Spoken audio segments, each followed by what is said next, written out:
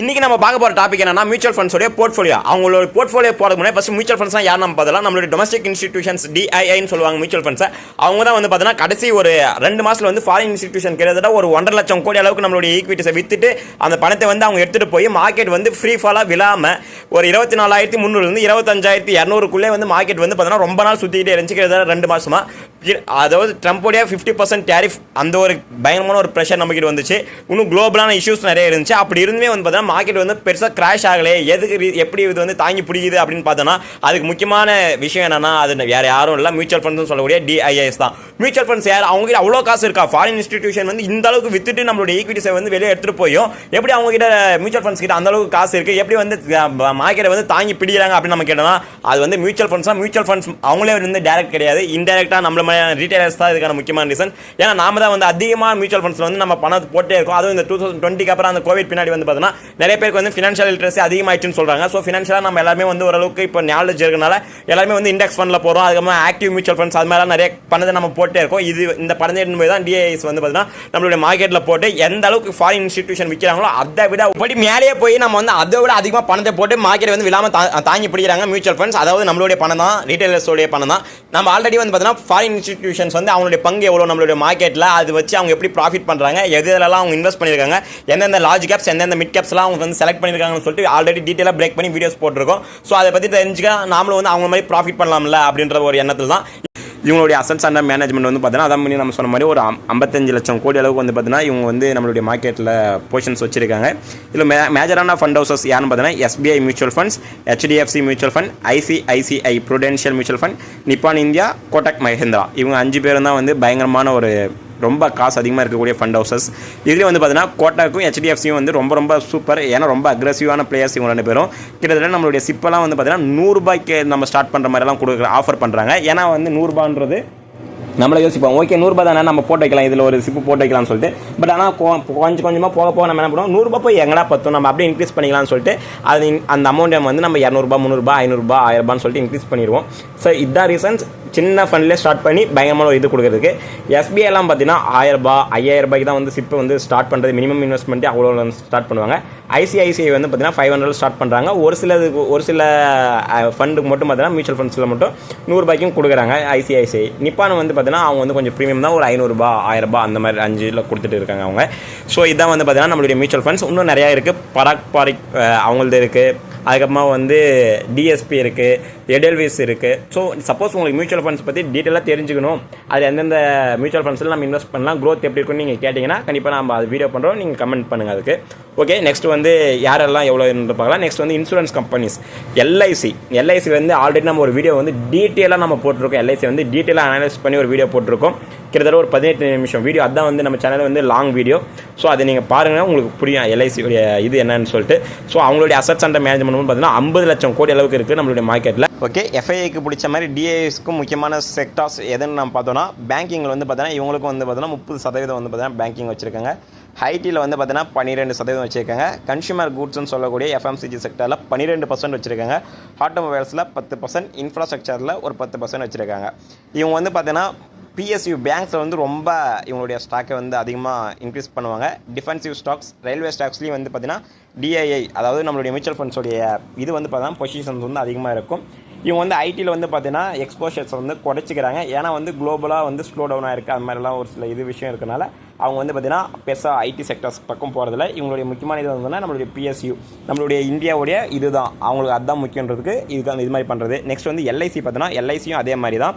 அவங்களுக்கும் வந்து பார்த்தீங்கன்னா எதில் அதிகமாக பண்ணுவாங்கன்னா நம்மளுடைய PSU ஸ்டாக்ஸ், ஆகமாக வந்து இந்தியாவுடைய முக்கியமான ப்ளூ சிப்ஸ் இதில் இன்வெஸ்ட் பண்ணுவாங்க. ரயில்வே ஸ்டாக்ஸ், ஆகமாக வந்து PSU LICயே வந்து பார்த்தீங்கன்னா கவர்மெண்ட் பேக் பண்ணுது. பட் ஆனால் LICயும் வந்து பார்த்தீங்கன்னா PSU ஸ்டாக்ஸில் தான் வந்து அதிகமாக அவங்க இன்வெஸ்ட் பண்ணுவாங்க. LICக்கு வந்து பார்த்தீங்கன்னா உடனே ப்ராஃபிட் எடுக்கணும், ப்ராஃபிட் புக்கிங் அதெல்லாம் கிடையாது. அவங்க வந்து அந்த கரெக்ஷன் டைமில் இல்லை வந்து மார்க்கெட் விழுது அந்த டைம்லலாம் வந்து ஆபத் பாண்டவனாக வந்து நிற்கிறது யாருன்னு பார்த்தீங்கன்னா LIC தான். அவங்க வந்து பயங்கரமான ஒரு ஹியூஜ் அமௌண்ட் ஆஃப் மணியை வந்து பார்த்தீங்கன்னா அந்த ஸ்டாக்கில் இன்வெஸ்ட் பண்ணி அதை தாங்கி பிடிப்பாங்க. ரீசெண்ட் டைமில் அதானி வந்து இந்தியன் பேங்க் ரிப்போர்ட் அப்போ பயங்கரமாக விழுந்தப்போ கூட LIC தான் ஹோல்ட் பண்ணாங்க. பட் அதே மாதிரி வந்து பார்த்தீங்கன்னா அவங்க டக்குன்னு ப்ராஃபிட் புக்கிங்லாம் பண்ண மாட்டாங்க, ரொம்ப லாங் டேர்முக்கு தான் வச்சுப்பாங்க. அதனால் வந்து பார்த்தீங்கன்னா கிட்டத்தட்ட 15 வருஷம் 20 வருஷம் 30 வருஷம்லாம் விட்டுருவாங்க. அதனால் வந்து பயங்கரமான ஒரு ப்ராஃபிட் வந்து LICக்கும் கிடைக்கும்.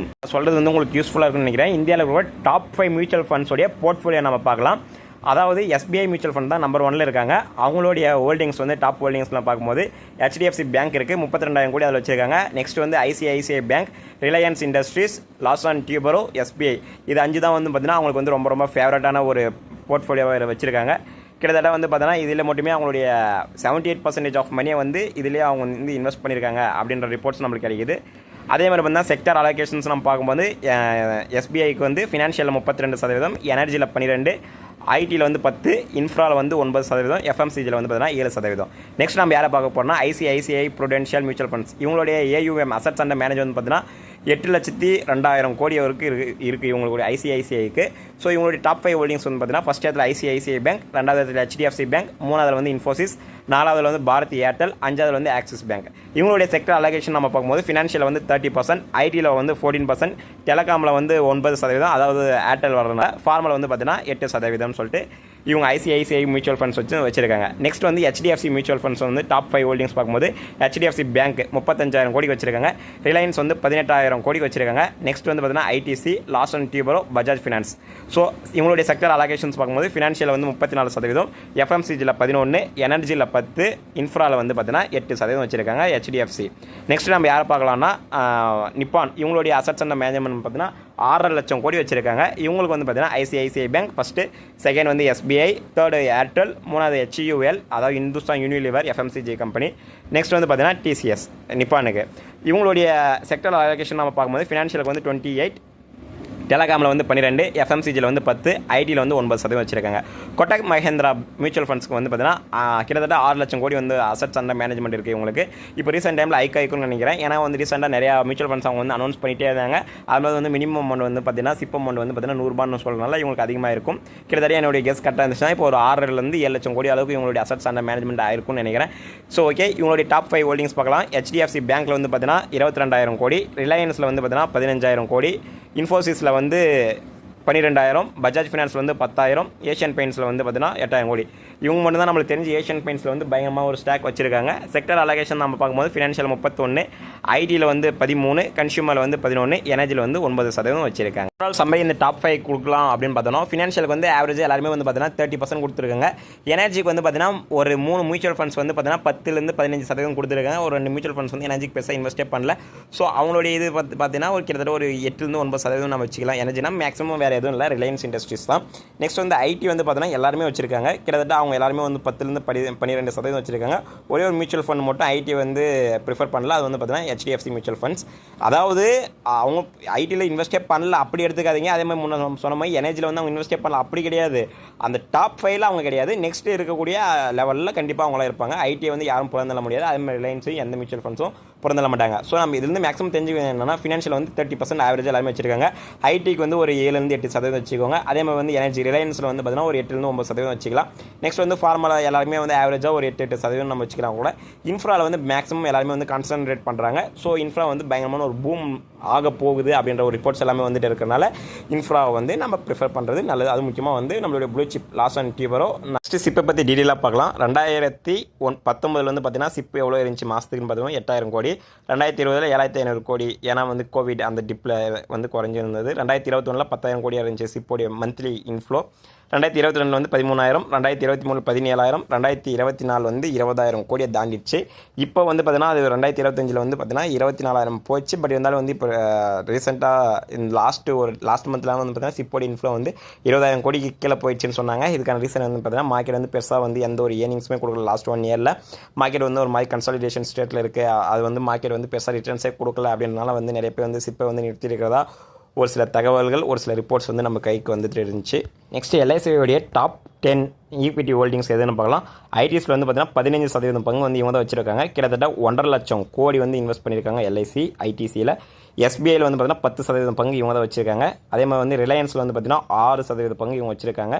SBIயில் 1,20,000 கோடியும், ரிலையன்ஸ் வந்து 90,000 கோடியும் வந்து பார்த்தீங்கன்னா LIC வந்து இன்வெஸ்ட் பண்ணியிருக்காங்க. இன்ஃபோசிஸில் வந்து 5%, HDFC பேங்க் வந்து 4%, டாடா மோட்டார்ஸில் வந்து 7% இவங்க வச்சுருக்காங்க. ONGCயில் 8%, NTPCயில் வந்து 9%, கோல் இந்தியாவில் வந்து 7%. LICயோடைய அந்த ஷேர் ஹோல்டிங் பேட்டர்ன்ஸ் நம்ம பார்க்கும்போது நம்மளுக்கு தெரியும். மேக்ஸிமம் வந்து பார்த்தீங்கன்னா பிஎஸ்யூ அண்டர்டேக்கிங்ஸ் தான் இருக்கும். ஏன்னா எல்ஐசி வந்து எப்படின்னா அதில் வந்து லாங் பெட்டுக்கு தான் அவங்க போடுவாங்க. இதில் வந்து பல நிறுவனத்தில் வந்து அவங்க போட்டு பார்த்தீங்கன்னா 20 வருஷம் 30 வருஷம் ஆகும். அந்த அமௌண்ட்ஸ் எல்லாம் அவங்க போட்டு கிட்டத்தட்ட அது வந்து இப்போ பல மடங்கு உயர்ந்திருக்கு அப்படின்னு நம்ம சொல்லலாம். இது எல்லாமே வந்து பார்த்தீங்கன்னா எல்ஐசி வந்து அதை முன்னே சொன்ன மாதிரி நேஷனை பில்ட் பண்ணணும். அதனால் வந்து பிஎஸ்யூ ஸ்டாக்ஸில் வந்து லார்ஜாக இன்வெஸ்ட் பண்ணி அதை வந்து நல்லா மேலே கொண்டு போவாங்க. ஸோ இதுதான் வந்து ரீசன்ஸ். எல்ஐசியும் க்ரோத் ஆகணும், நாடும் க்ரோத் ஆகணும். ஸோ பிஎஸ்யூ ஸ்டாக்ஸ் வந்து அவங்க ரொம்ப ப்ரிஃபர் பண்ணுவாங்க அப்படின்றது நம்ம தெரிஞ்சுக்கலாம். இவங்க டிஐஎஸோடைய ஃபேவரட் ஸ்டாக்ஸ் நம்ம பார்க்கும்போது கிட்டத்தட்ட எஃப்ஐஏ மாதிரி தான் இருக்குது. HDFC பேங்க்கில் வந்து பார்த்தீங்கன்னா 1,20,000 கோடி வச்சிருக்காங்க. ICICI பேங்க்கில் வந்து 1,05,000 கோடி, ரிலையன்ஸில் வந்து 90,000 கோடி, இன்ஃபோசிஸில் 75,000 crore, SBI, Larsen Toubro, ITC, Bharti Airtel, TCS, Axis bank, அதாவது எஃப்ஐஏ எது வச்சுருந்தாங்களோ அதுதான் வந்து பார்த்தீங்கன்னா இவங்களுக்கு வந்து ரொம்ப ஃபேவரட்டான ஸ்டாக்ஸ்ன்ற மாதிரி தான் தெரியுது. இதுதான் வந்து மியூச்சுவல் ஃபண்ட்ஸோடைய ஃபேவரட்டான ஸ்டாக்ஸ். ஆல்ரெடி வந்து எஃப்ஐஏ வந்து எதெல்லாம் அவங்க வந்து ப்ரிஃபர் பண்ணுறாங்க, அவங்களுடைய லார்ஜ் கேப்பில் எது வச்சிருக்காங்க, மிட் கேப்பில் எது வச்சிருக்காங்க, பியான்கார்டு எது, JB மார்கன், அப்புறமா வேர்ல்டு பேங்க், இன்னும் நிறைய பென்ஷன் ஃபண்ட்ஸ் இதெல்லாம் வந்து எதை ப்ரிஃபர் பண்ணுறாங்கன்றதை ஆல்ரெடி நிறைய வீடியோ நம்ம போட்டாச்சு. எல்லாமே வந்து இந்த பிளேலிஸ்ட் இருக்குது, செக் பண்ணி பாருங்கள். செக் பண்ணாதவங்க இது வந்து மியூச்சுவல் ஃபண்ட்ஸ் டொமஸ்டிக் இன்ஸ்டிடியூஷன்ஸ்க்கான வீடியோ. நெக்ஸ்ட் உங்களுக்கு வேறு என்ன வேணும்னு கேளுங்க, அந்த தகவலை கண்டிப்பாக நம்ம வீடியோவை மேக் பண்ணலாம்.